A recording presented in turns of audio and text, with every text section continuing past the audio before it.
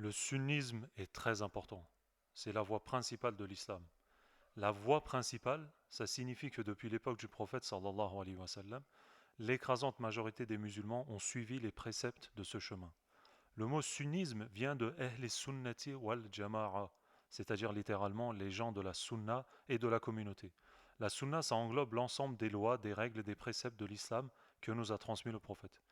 Et la communauté, ça fait référence aux compagnons du prophète. Donc tous les musulmans qui suivent les règles de l'islam enseignées par le prophète et qui respectent les compagnons sont considérés comme sunnites. En fait, être sunnite, c'est être comme on est censé être dans l'islam. Bien sûr, au temps du prophète, le mot sunnisme n'existait pas. Il y a un savant en Turquie qui s'appelle Ebu Bekir Sifil, dont je vous recommande vivement de suivre ses vidéos, qui dit que probablement le mot sunnite a été choisi par les savants pour distinguer la majorité des musulmans des différentes déviances qu'il y a eu dans l'islam au cours du temps. Les chiites, par exemple, se sont séparés du droit chemin en voyant le Ahl al-Bayt, c'est-à-dire les gens de la maison, c'est-à-dire la famille du prophète, comme des personnes infaillibles, et en insultant sans cesse les trois premiers califes en prétendant qu'ils auraient volé la place qui était due, selon eux, à Ali. Les chiites nous disent par exemple que le fait de cacher sa foi, qu'on appelle la taqiyya, c'est autorisé. On peut le faire dans plein de situations. Alors que les savants sunnites nous disent que pour un musulman, le fait de cacher ses vraies croyances, pour X raisons, ce n'est pas possible. Sauf évidemment dans des cas extrêmes où par exemple quelqu'un vous menace de vous tuer et vous demande de renoncer à l'islam. Là, pour sauver votre peau, vous pouvez faire comme si vous renonciez à votre croyance pour vous sauver de cette situation. Ça, c'est autorisé, mais ça reste quand même des cas rares. Par contre, il ne faut pas croire que parce que les chiites aiment énormément Ali et sa descendance, que les sunnites ne les aimeraient pas. C'est pas du tout le cas. Nous aimons bien sûr énormément Ali et ses enfants, mais nous n'insultons pas, par exemple, Muawiyah pour autant. Nous sommes d'accord sur le fait que Abu Bakr a été choisi premier calife, ensuite c'était Omar, ensuite c'était Othman et enfin Ali. Mais pour la majorité des musulmans, il n'a jamais été question de voir la descendance de Ali comme des gens infaillibles. Ce ne sont pas des prophètes. Ali non plus n'est pas un prophète. Ils peuvent faire des erreurs, mais les chiites les voient comme des anges, sans erreur.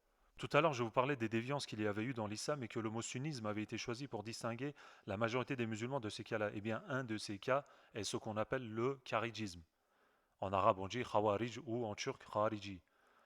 C'est un groupe qui s'est séparé du droit chemin car il n'était pas content de la décision de Ali et de Muawiyah de laisser le choix de la résolution de la guerre fratricide qui les opposait aux arbitres. Il disait que le seul décisionnaire dans l'islam ne peut être que Allah, selon une des phrases qui passe dans certains versets, la hukma illa lillah.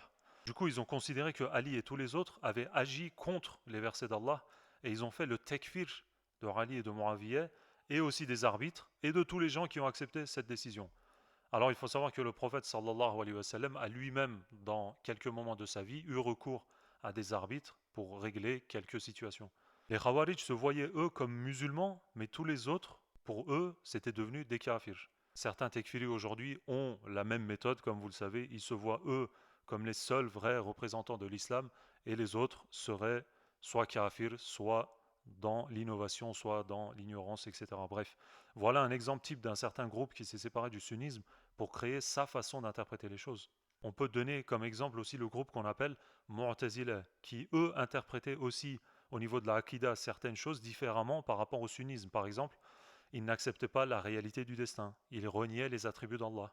Ils disaient que le Coran, le Coran était makhlouk, c'est-à-dire qui a été créé, qui n'est pas incréé.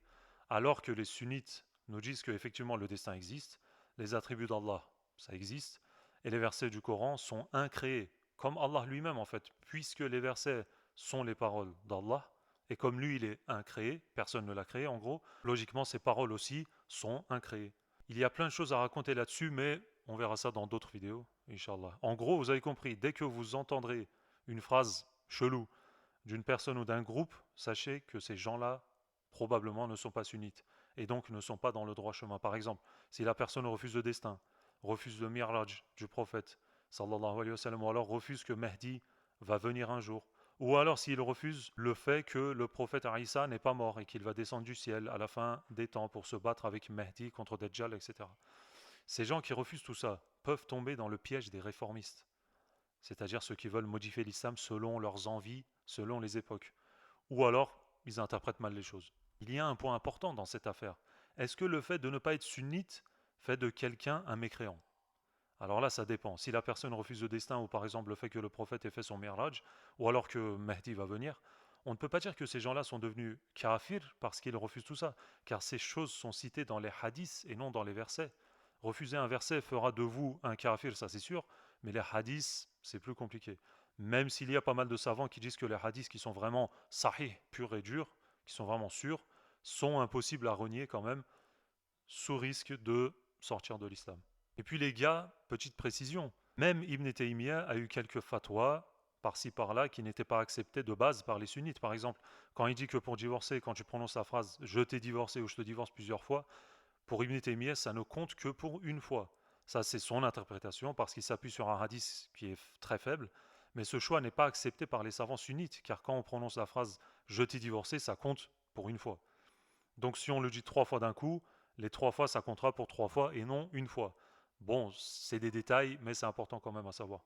Quand Ibn Taymiyyah, par exemple, nous dit que tout le monde, même les kafirs, ne resteront pas indéfiniment en enfer et qu'ils vont tous sortir, donc finalement, il n'y aura plus personne en enfer, ça reste aussi son interprétation, car il se base encore sur des sources faibles pour dire ça. La majorité des savants sunnites nous disent qu'effectivement, il n'y aura plus aucun musulman au bout d'un moment en enfer, mais que les kafirs y resteront. Il n'y a pas de débat là-dessus pour dire qu'ils vont sortir de là-bas. Mais ne me faites pas dire ce que j'ai pas dit. J'ai pas dit que Ibn Taymiyyah n'était pas sunnite. Mais il a quelques décisions, quelques fatwas qui ne vont pas avec le consensus.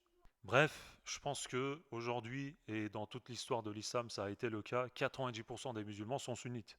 Pourquoi renier ce chemin qui a été emprunté par tout le monde et qui a fait ses preuves pendant des siècles et des siècles? Mais ne vous inquiétez pas, toutes les questions qu'on se pose aujourd'hui, les savants pendant 1400 ans se sont posés les mêmes questions. Ils ont fait des débats interminables, ils en ont fait des livres, et aujourd'hui nous avons le résultat de tous ces débats sous nos mains. Il suffit de suivre le chemin et de ne pas se laisser piéger par des gens qui voudraient que vous abandonniez vos valeurs. Mais attention, le sunnisme n'est pas une nouvelle religion qui aurait été inventée pour X raisons. Le sunnisme, c'est l'islam tel qu'il est censé être.